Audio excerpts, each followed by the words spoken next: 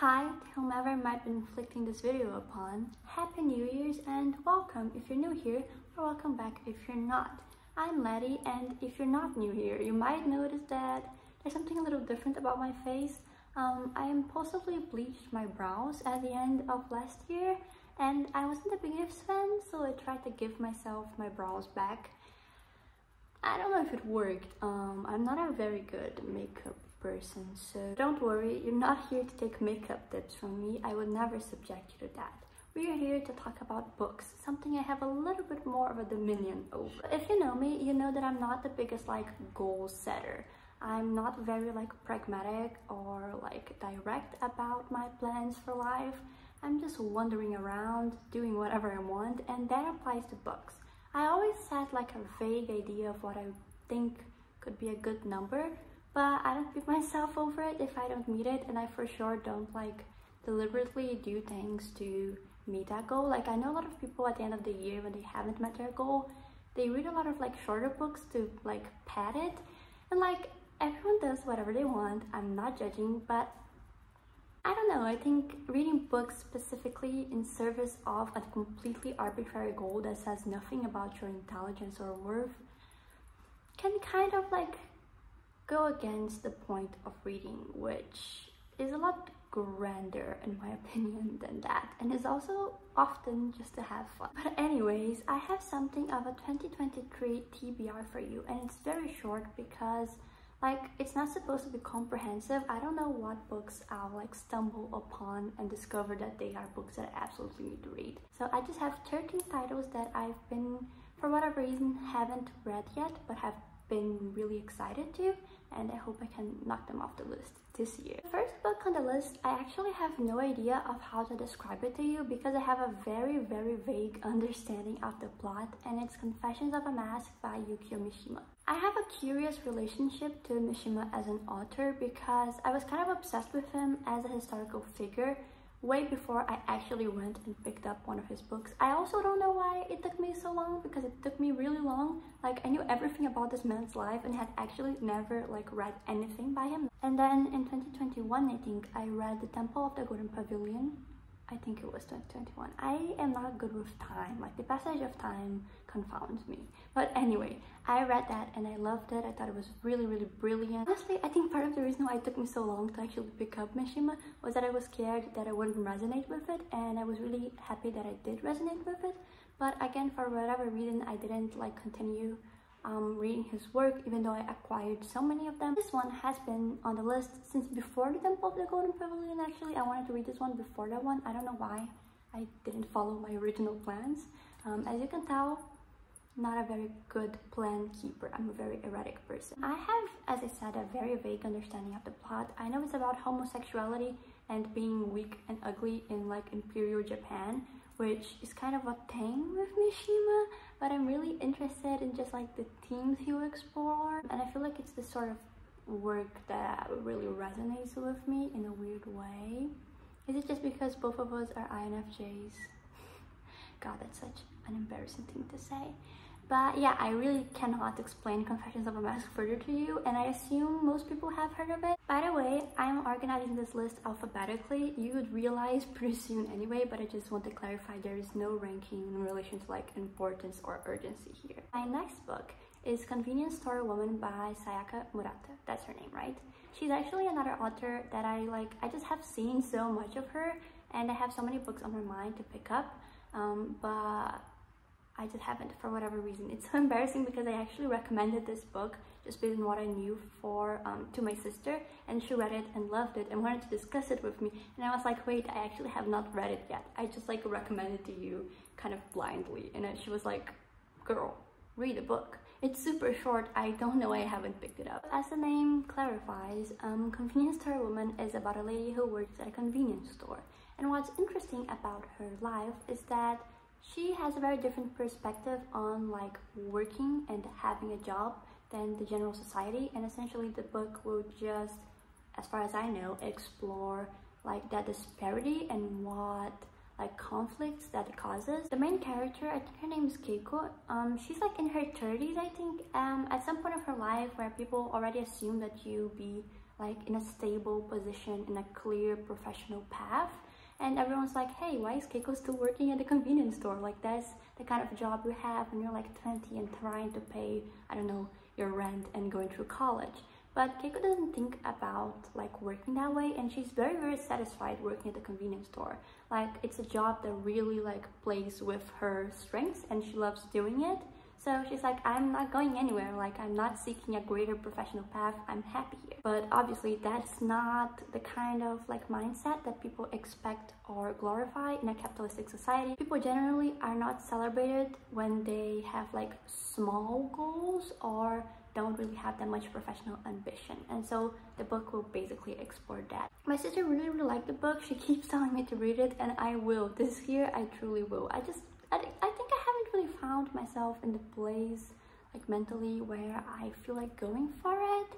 I don't know, but like this year, I'm gonna start college, so maybe it will be more like resonant to me, like the whole idea of exploring what work means and what professional aspirations mean.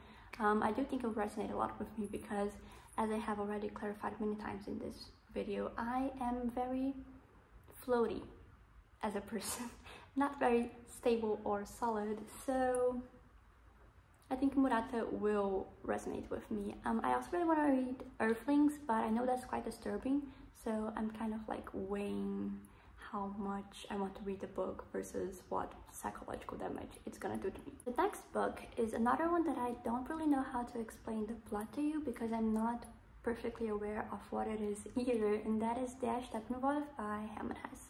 I don't know what it's called in English. Something wolf. I don't know. If you watch my videos, you know I'm a big Hesse fan. Damien is one of my all-time favorite books, like formative literature of my life. I also read Narcissus Goldman and loved it. I'm intending to read Das Glasperlenspiel, the marble game. I don't know the name of these things in English, sorry. But Der Steppenwolf is one of his most emblematic works, and I have never read it, or I don't even know that much about it. I know it's about being not like other girls. Not really, but you get what I mean. It's about like being an outsider to society. And one of the big reasons why this is like put in this list and not any other Hesse book is because this book is actually like a key part in the origin story of my absolute favorite author, which is Clarice Lispector.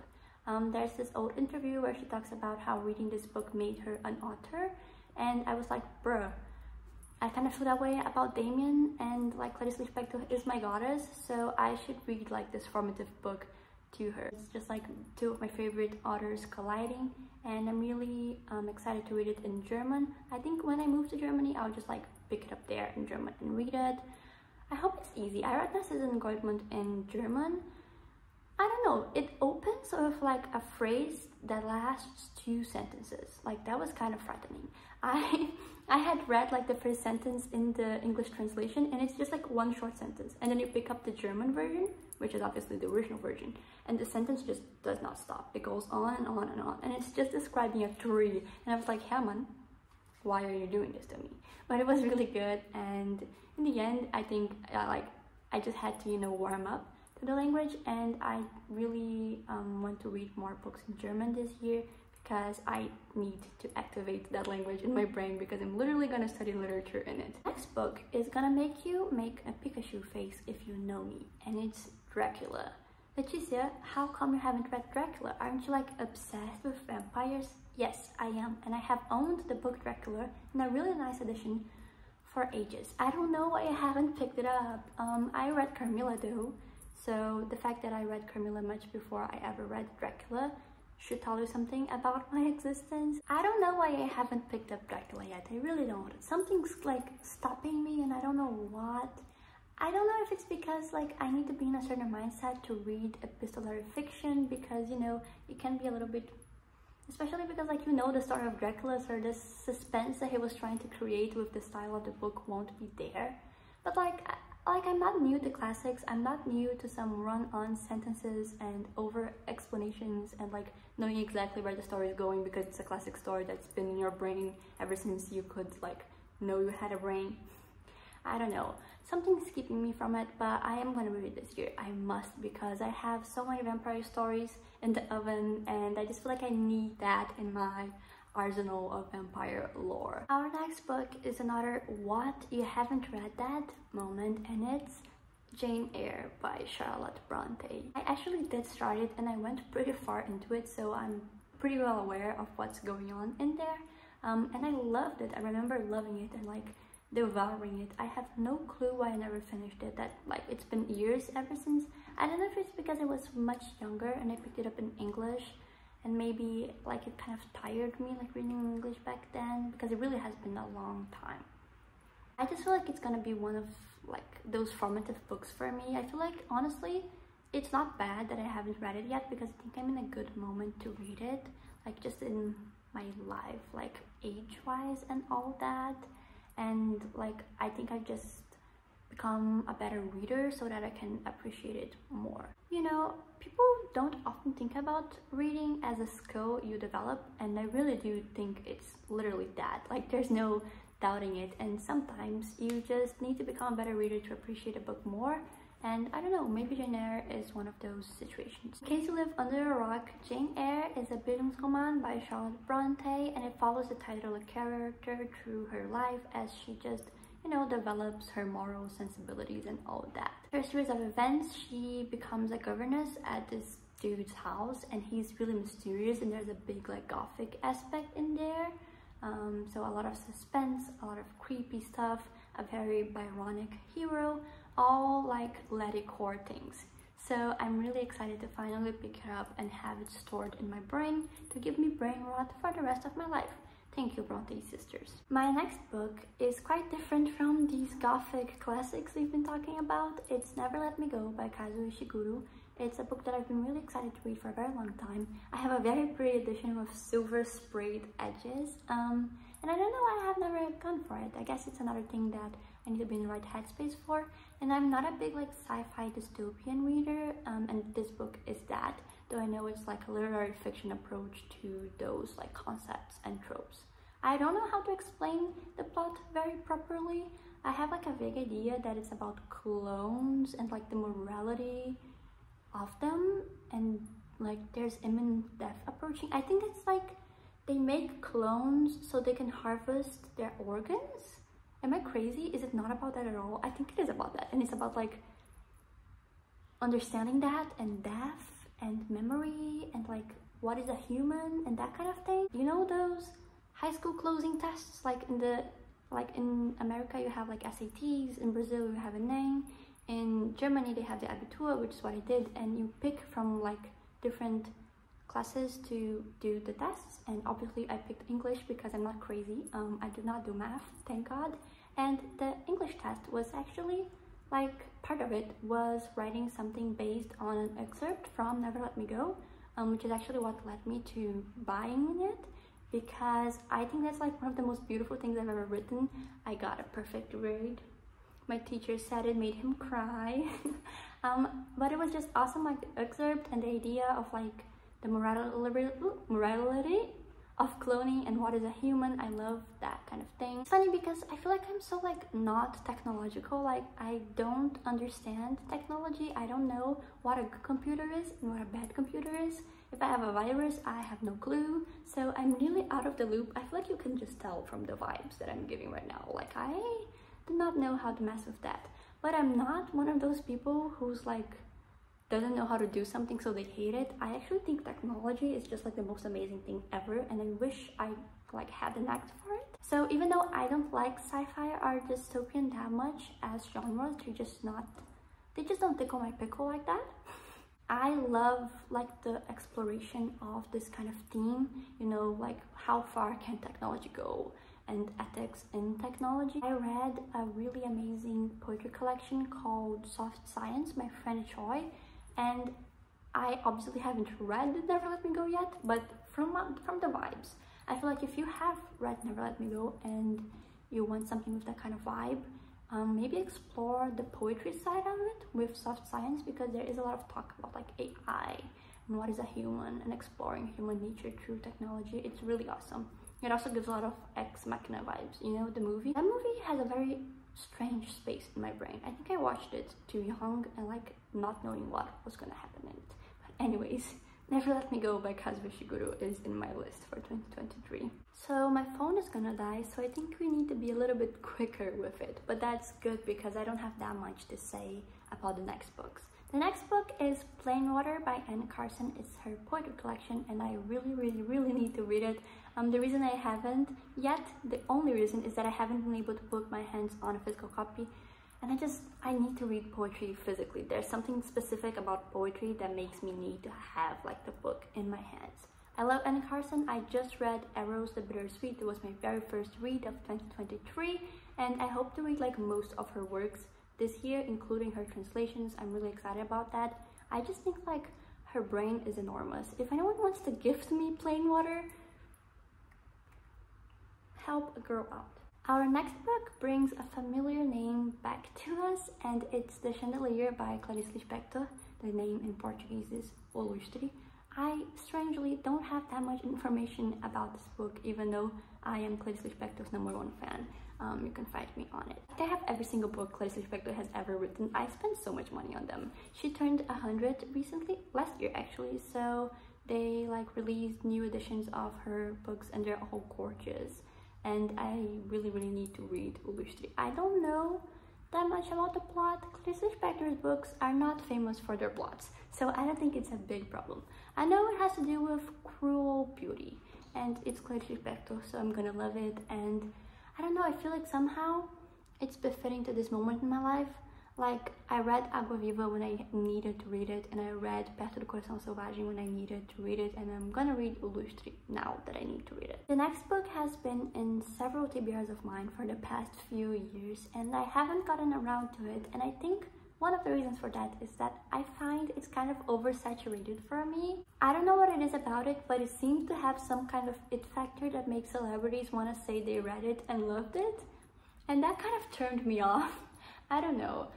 It just seems like the kind of book people own to post pictures of, but I really do want to read it. And it's The Girls by Emma Cline. The Girls is like a fictionalization of the Manson cult.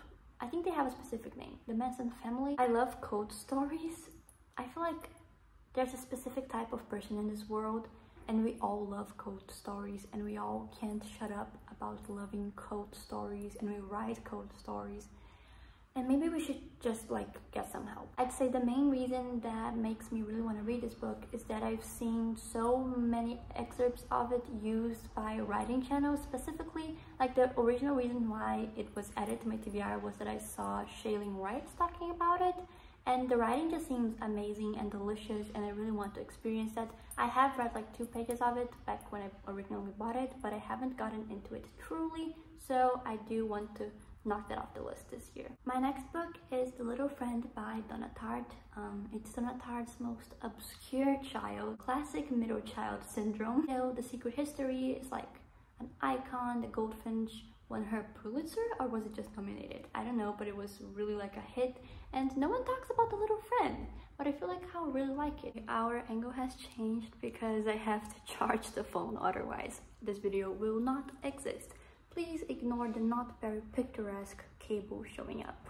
As I was saying, The Little Friend is the only one out of Tartt's novels that follow female main characters, and I know that like this can seem a little weird, like putting that much importance on gender. I just think that like gender is so relevant in Tartt's writing. People have often criticized her portrayals of women in her books, in The Secret History with Camilla, in The Goldfinch with, oh no, I forgot, Pippa? Is that her name? It's something like that, right? It's something that sounds a little silly. I forgot the names of the female characters in The Goldfinch. That's symptomatic. But yeah, people often say that she has pretty like misogynistic and shallow representations of women, and I have always fought against that idea that it is somehow a flaw in her writing, because I think it's very clear that she's like explicitly really delving into that male perspective, especially in my opinion. Like all her characters are gay, like Richard and Theo are clearly not playing for that team.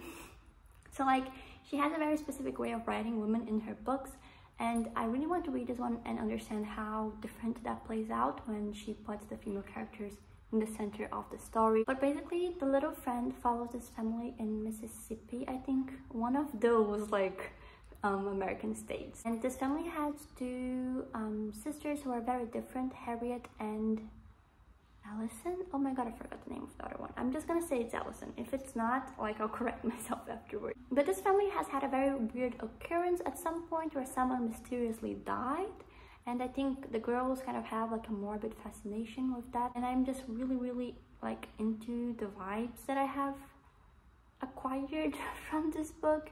I have read a lot of quotes like describing the two girls, and I feel like they probably have a really interesting dynamic, and it's really fat, as Tart's books tend to be, and I love her prose, and I'm really excited to get into something of hers that I haven't read before, because I haven't read The Secret History and The Goldfinch often, so I can just like experience the sweet shock of meeting a perfectly crafted Tart line for the first time again. The next book is one that I like have no doubts as to why I haven't actually went and read it yet. It's The Magic Mountain by Thomas Mann, and this book really intimidates me. Not just because of the size, but just like it's iconic, you know, like it's one of the key factors that led Mann to his Nobel Prize. I talked about this in my, like, the first video I posted this year. It's a vlog, and it's a lot about me reading Anna Karenina.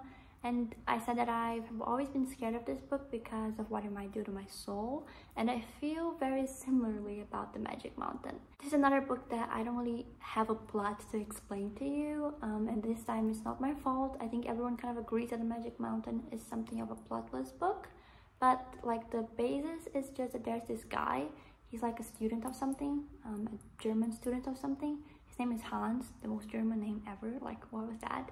And he goes to visit someone, I think it's his cousin or friend, something, in this like retreat up this mountain for sick people. And Hans himself apparently has no illnesses, but I think he will discover something as he's up there. I don't know what the point of The Magic Mountain is. I am not aware. I know it's a Bildungsroman, but I actually don't know. As I often do, like I often had this information in my brain about books. I don't know what Mann was trying to do with The Magic Mountain, and I'm excited to learn. The next book is quite different from what the list has been like up until now. I think I have inadvertently mainly made it like classics or like modern classics or modern classic contenders. It was not on purpose. I think it's just like this is the kind of book that's more bucket list to me. But this next book is a high fantasy fictionalization of the Sino-Japanese War.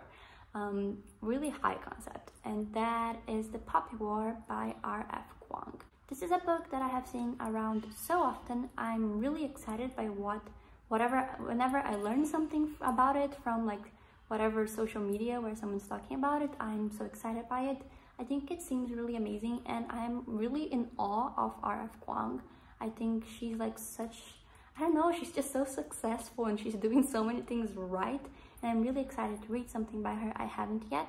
I do own Babel, but I haven't gotten to it yet.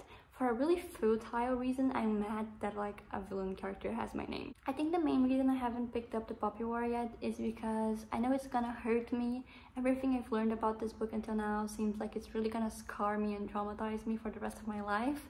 But I'm also really excited to read it. I feel like R.F. Kuang just seems like she just is really educated on the matter, and I feel like she must bring a lot of interesting perspectives to it. I do intend to read this trilogy this year. If it hurts me too much, you know, because I'll show up here very sad. I was gonna say crying, but I'm not much of a crier. I think mostly I'll just get angry at this book for hurting me. Finally, we're at the very last book of this list, and we're back to the Bronte sisters with Wuthering Heights. Wuthering? That's such a weird word. I think this is another book that's kind of shocking that I haven't read yet, but what's funny is that I actually have like less of an idea of what Wuthering Heights is about than Jane Eyre.